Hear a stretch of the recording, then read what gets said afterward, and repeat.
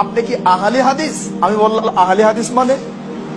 উনি আমাকে এভাবে নামাজ পড়তে দেখে অনেকগুলো প্রশ্ন করলেন। তা আমি বললাম, উনি আমাকে বলছে আপনি এভাবে নামাজ পড়লেন, আপনার হুজুররাও কেমনে পড়েন? বললাম যে আমার হুজুর এভাবে পড়ে। তো সমস্যাটা কোথায়? তো উনি বললেন যে না, এইরকম তো আমরা কখনো দেখি না, বা সেই গল্প বলছি না। তখন ওনাকে বললাম আপনি পড়াশোনা কোথায় করেছেন? বলছে বাংলাদেশের সবচেয়ে বড় মাদ্রাসা হাটহাজারীতে, ওখান থেকে দাওরা ফারিক করেছি। আমি বললাম আচ্ছা ঠিক আছে, তাহলে তো আপনাকে বোঝানো সহজ হবে ইনশাআল্লাহ। বললেন জি বলেন। আমি বললাম মিশরের বুখারি থেকে দলিল দিব না, সৌদির প্রিন্ট থেকে দলিল দিব না, কাতার, লেবানন, জর্ডানের প্রিন্ট থেকে দলিল দিব না। দিল্লি বলবেন যে এরা লামাযহাবী বা এরা আহলে হাদিস, ওখানে এরা জালিয়াতি করছে।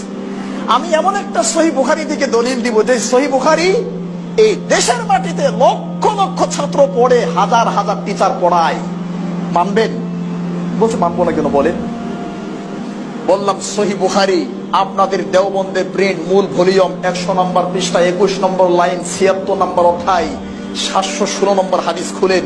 বাবু ইলজাকিল মানকিব বিল মানকিব ওয়াল কদম বিল কদম ফিস সাফি। আল্লাহর নবীর সুন্নাত, সালাতে যখন দাঁড়াবে কাঁধে কাঁধ, পায়ে পা লাগিয়ে দাঁড়াবে। যদি বলেন যে না এখানে স্পষ্ট কিছু আসে না, তাহলে আমি আপনাকে বলছি আরো স্পষ্ট হাদিস মুসনাদ আহমদে পাবেন, আবু দাউদে পাবেন, তিরমিজিতে পাবেন, নাসাইতে পাবেন। আল্লাহর নবী আল্লাহর কসম করে বলছেন ফাওয়াল্লাযী নাফসু মুহাম্মদ বিয়াদিহি, আমি ওই আল্লাহর কসম করছি যে আল্লাহর হাতে মুহাম্মদের জীবন। শোনো, ইন্নী লা আরাশ শায়াতিনা তাদখুলু মিন খিলালি সাফি, আমি নবী দেখতে পাচ্ছি তোমাদের কাতারের মাঝখানে শয়তান ঢুকছে।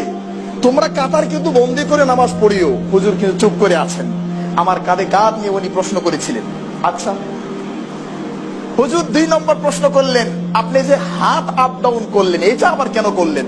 আমরা তো জানি এটা সাহাবীরা মূর্তি পূজা করত, ইসলাম গ্রহণ করার পরে মূর্তি পূজার ভালোবাসা ছাড়তে পারে না, এই জন্য গোপনে গোপনে এটা করতো। নাউজুবিল্লাহ, আস্তাগফিরুল্লাহ। আশ্চর্য, এরকম চিন্তা অনেকের আছে। আমি বললাম সহিহ বুখারী থেকে আমি 5টা হাদিস দেখাবো আপনাকে। সহিহ বুখারী ভারতের প্রিন্ট, দেওবন্দের প্রিন্ট, মূল ভলিউম, 102 নম্বর পৃষ্ঠা, 1 নম্বর লাইন, 83 নম্বর অধ্যায়, 726 থেকে 30, 5টা হাদিস। সহিহ বুখারীতে 5টা হাদিস আসছে। এরপরে গুরুত্বপূর্ণ আরেকটা তথ্য আপনাকে দেই, যারা আলেম তারা অথবা সাধারণ মানুষ দেখবেন। দেওবন্দের প্রিন্টটা খুলবেন, খোলার পরে 102 নম্বর পৃষ্ঠা খুলবেন, খুলে হাতের ডান সাইডে টিকা দেখবেন, টিকা।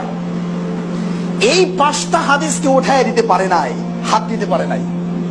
ওই টিকার মধ্যে তারা, আমি বললাম 18 জন বড় বড় স্কলারের নাম লিখছে। সেখানে ইমাম বুখারী, তার উস্তাদ আহমদ বিন হাম্বল, ইমাম শাফি সহকারে অনেকে আছেন যারা রফুল ইয়াদাইনের পক্ষে। এরপরে তারাই তাদের বুখারীর টিকাতে লিখছে, আপনারা কষ্ট পাচ্ছেন? এগুলো কি বিতর্কিত হয়ে যাচ্ছে?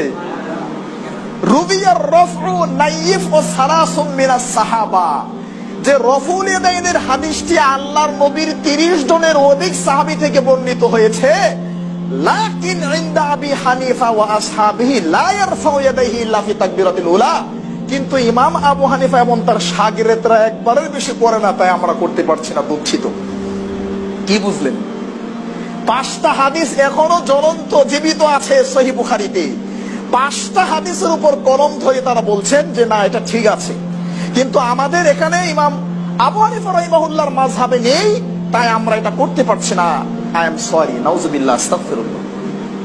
চলেন এভাবে হাত ধরা, বললাম এভাবে হাত ধরা হাদিস সহিহ বুখারী, আপনাদের দেওবন্দের প্রিন্ট, মূল ভলিউম, 102 নম্বর পৃষ্ঠা, 19 নম্বর লাইন, 87 নম্বর অধ্যায়, 731 নম্বর হাদিস খুলেন। এরপর যদি বলেন যে সরাসরি বুকের উপর, সহিহ বুখারীতে আসছে এটা, বুকের উপরও না, নাভির নিচেও না, এভাবে সরাসরি বুকের উপর হাদিস যদি পেতে চান প্রিয় ভাই, তাহলে আবু দাউদ দেওবন্দের প্রিন্ট, মূল ভলিউম, 110 নম্বর পৃষ্ঠা, 3 নম্বর লাইন খুলেন, 759 নম্বর হাদিস। অবশ্যই ওই হাদিসটা আপনাদের কিতাব থেকে উঠায় দেওয়া হয়েছে, পরে বলছে ওইটা। বুকে হাত ধরার হাদিসের কথা বললাম, রফুল ইয়াদাইনের কথা বললাম, কাঁধে কাঁধ, পায়ে পা লাগানোর কথা বললাম, জোরে আমিন বলার কথা বললাম। শুনেন, সহিহ বুখারী দেওবন্দের প্রিন্ট, মূল ভলিউম, 108 নম্বর পৃষ্ঠা, 6 নম্বর লাইন, 113 নম্বর অধ্যায়, 774 নম্বর হাদিস।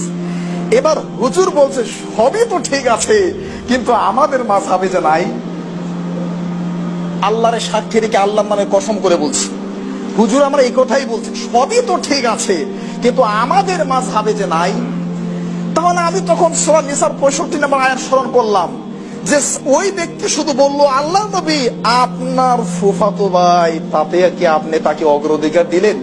আর এই কথাতে যদি এই আয়াত নাজিল হয়, আল্লাহ নিজের নামের কসম করে বলছি তারা ইমানদার হতে পারবে না, তাহলে এই মৌলবী ইমানদার হয় কি করে? যে মৌলবী বলে সবই ঠিক আছে কিন্তু আমাদের মাযহাবে নাই। নাউযুবিল্লাহ, আস্তাগফিরুল্লাহ। এরপরে চমৎকার আরেকটি তথ্য আমি আপনাদেরকে দিতে চাই, সেটা ভালো করে শুনুন। কিছুদিন আগে আমি বাংলা বাজার গেলাম কিতাব কেনার জন্য। আমার মনে খুব কষ্ট লাগে, আমাদের সহিহ আকীদার মসজিদগুলো ভেঙে দেওয়া হয়, মাদ্রাসাগুলোকে আঘাত করা হয়, আর বলা হয় যে নামাজ হাবেরা বাহাস থেকে পালিয়ে থাকে, তারা বাহাস করে না, বাহাস বাহাস এই সেই বলে। তো এতদিন আমি এই বিষয়টা খুব গভীরভাবে চিন্তা করছি, আর এখন আমি আল্লাহর জন্য নিজেকে কন্ট্রোল করতে পারি না, আল্লাহর জন্যই আমি একটু অন্যভাবে চলার চেষ্টা করছি। আমি আজ থেকে আরো কয়েক মাস আগে বলছি, বাংলাদেশের ভূখণ্ডে সহিহ আকীদার কোন মসজিদ মাদ্রাসা যদি বিতর্কিত কোন আমল, সালাতে রফুল ইয়াদাইন করা, বুকে হাত দেওয়া, কাঁধে কাঁধ লাগানো ইত্যাদি, নামাজের পরে দোয়া, এই সমস্ত কারণে যদি বাংলাদেশের ভূখণ্ডে কোনো ভাই সহিহ আকীদার মসজিদকে ভাঙতে চান, আঘাত করতে চান, তাহলে সহিহ আকীদার যত আলেম আছে তারা যদি বসে, আলহামদুলিল্লাহ বসবে। কেউ যদি না বসে, ইনশাআল্লাহ আমি একজন ক্ষুদ্র নগণ্য মানুষ, আমি আপনার সাথে বসতে রাজি আছি, মৃত্যু পর্যন্ত আমি বসবো আপনার সাথে ইনশাআল্লাহ। এই মর্মে আমি কিছু কিতাব কিনতে গেলাম, বাংলা বাজার গিয়ে আবু দাউদ খুললাম। আবু দাউদ খুলে দেখি নাবির নিচে হাত ধরার হাদিসও নাই, বুকের উপরটা নাই, 5টা হাদিস, 4টা হাদিস আবু দাউদ থেকে সরে গেছে। তো হুজুরে বললাম ব্যাপারটা কি? আমি তো আবু দাউদ কিনবো না, না এটা কিনতে হবে, কষ্ট করে বের করে দিয়েছে আপনাকে। আমি বললাম 4টা হাদিস কোথায় গেল? বাংলাদেশে কোনো পাগলও গোনে না 755 পরে 760 হয়, 755 পরে 56 হবে, 57 হবে, 58, 59 হবে, 4টা হাদিস কোথায় গেল? তো উনি বললেন আচ্ছা দাঁড়ান দাঁড়ান, আমাদের শাইখুল হাদিস সাহেবকে ডাকি, দেখি উনি কি বলেন। আমি তো শুধু বই বিক্রি করে এত কিছু জানি না। আচ্ছা ঠিক আছে ডাকেন। শাইখুল হাদিসকে দেখানো হলো। শাইখুল হাদিস আমাকে বলছে যে উম্মতের কোন কল্যাণে 4টা হাদিসকে হয়তো উঠায় দেওয়া হয়েছে। আমি এত আশ্চর্য হলাম, তাহলে কি বিশ্বনবী মুহাম্মদ সাল্লাল্লাহু আলাইহি ওয়াসাল্লাম উম্মতের অকল্যাণের জন্য আসছিলেন? বিশ্বনবী মুহাম্মদ সাল্লাল্লাহু আলাইহি ওয়াসাল্লামকে ফিতনা সৃষ্টি করার জন্য আসছিলেন? অসম্ভব। বিশ্বনবী মুহাম্মদ সাল্লাল্লাহু আলাইহি ওয়াসাল্লাম উম্মতের অকল্যাণে আসে নাই। বিশ্বনবী মুহাম্মদ সাল্লাল্লাহু আলাইহি ওয়াসাল্লামকে মাথা থেকে পা পর্যন্ত, বাড়ি থেকে গাড়ি পর্যন্ত, বাড়ি থেকে কবর পর্যন্ত, একবার জন্ম থেকে মৃত্যু পর্যন্ত মুহাম্মদ সাল্লাল্লাহু আলাইহি ওয়াসাল্লামকে মানতে হবে। একটা বিধানও আপনার জন্য অকল্যাণ করলে আপনি বলেন কি? আপনি বললেন যে উম্মতের কল্যাণে উঠাইয়া দেওয়া হয়েছে। আশ্চর্য, নাউজুবিল্লাহ, আস্তাগফিরুল্লাহ। আমি আবু দাউদটা কিনলাম না, আরেক দোকানে গিয়ে বললাম মিশরের প্রিন্ট দেন আমাকে, মিশরের প্রিন্ট। বললো কিনতে হবে। আমি বললাম কিনবো ইনশাআল্লাহ, দেন একটা কপি দেন আমাকে, শেখার জন্য দেন। না কিনলাম, দেন। উনি আমাকে একটা কপি বের করে দিলেন। আলহামদুলিল্লাহ, মিশরের প্রিন্টের 756 নম্বর হাদিস, নাবির নিচে হাত ধরা হাদিস, আবু দাউদ নিজে এনে নিজেই লিখে দিয়েছেন যে হাদা হাদিসুন দাঈফ, হাদিসটা দুর্বল। আর 759 নম্বর হাদিস, বুকের উপর হাত ধরে আল্লাহ নবী নামাজ পড়েছেন, এই হাদিসটা এনে তিনি নিচে রেখেছেন হাদা হাদিসুন সহিহুন, হাদিসটা সহিহ। তো যেহেতু লেখক নিজেই এই কাজ করেছে, এই তথ্য যেন জাতির কাছে প্রকাশ পেয়ে যায় না জানি কখন, এজন্য 4টা হাদিসকে উঠায় দেওয়া হয়েছে, বলা হচ্ছে উম্মতের কল্যাণে। মানে 1000 বছরের ঐতিহ্য নষ্ট হয়ে যাবে। তাদের কাছে ঐতিহ্যটাই বড় মনে হলো, আল্লাহর নবী মুহাম্মদ সাল্লাল্লাহু আলাইহি ওয়াসাল্লামের সুন্নাহকে বড় মনে হলো না। আশ্চর্য, আমি হতভম্ব হই।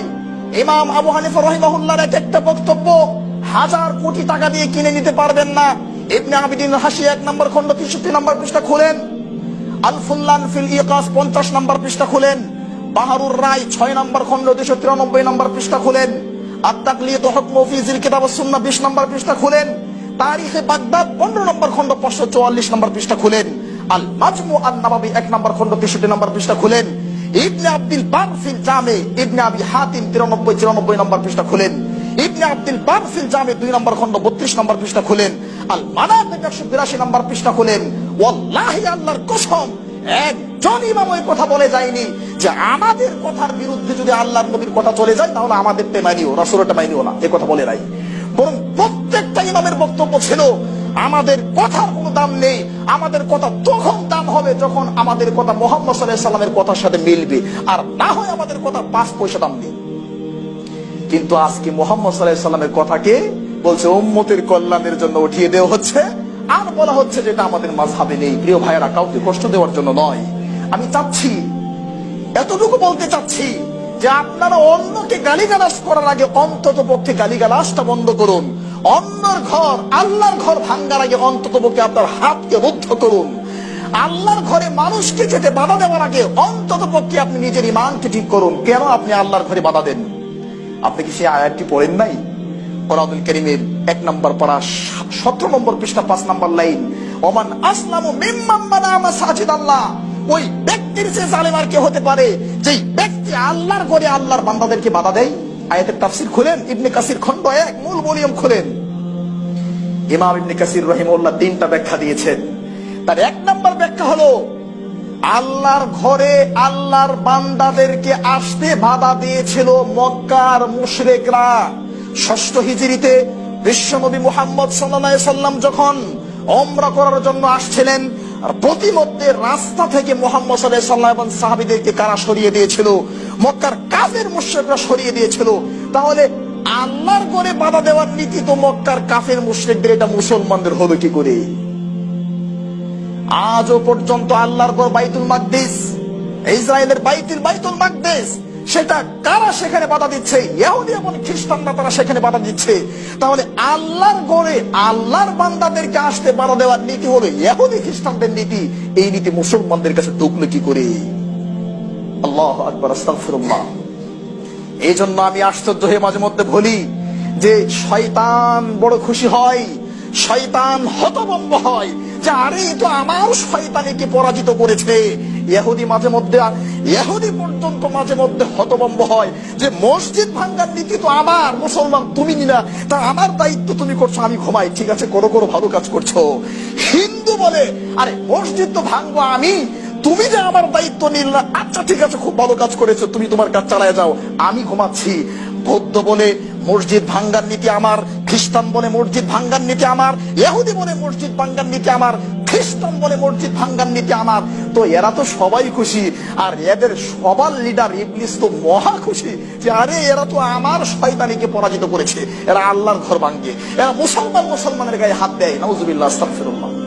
অথচ এইগুলো সুন্নত মুস্তাহাব নিয়ে মারামারি করার কোনো দরকার নেই। আমি হাজারবার বলেছি, যারা বুকের উপর ধরে তাদের নামাজ হবে, নাবের নিচে ধরলেও হবে, আমি আসতে বললেও হবে, জোরে বললেও হবে, এগুলো সুন্নত বিষয়, মারামারি করবেন না। তবে উত্তম অনুত্তমের প্রশ্ন আছে, নেকি কম বেশির প্রশ্ন আছে, এটা আমরা বলেছি। কিন্তু আমরা কারো মসজিদে আঘাত করতে চাই না। আমরা আল্লাহকে ভয় করি, আমরা মনে করি এটা আল্লাহর ঘর। আমরা মনে করি যারা কালিমা পড়েছে, শিরক করে নাই, তাওহীদকে নষ্ট করে নাই, তারা জান্নাতে যাবেই যাবে, আজ হোক কাল হোক, যাবেই যাবে তারা জান্নাতে। আমরা কোন ভাইকে জাহান্নামী মনে করি না। কিসের হানাফি, কিসের শাফি, কিসের মালিকি, কিসের হাম্বলি, সবাই আমার ভাই, সবাই জান্নাতে যাবে।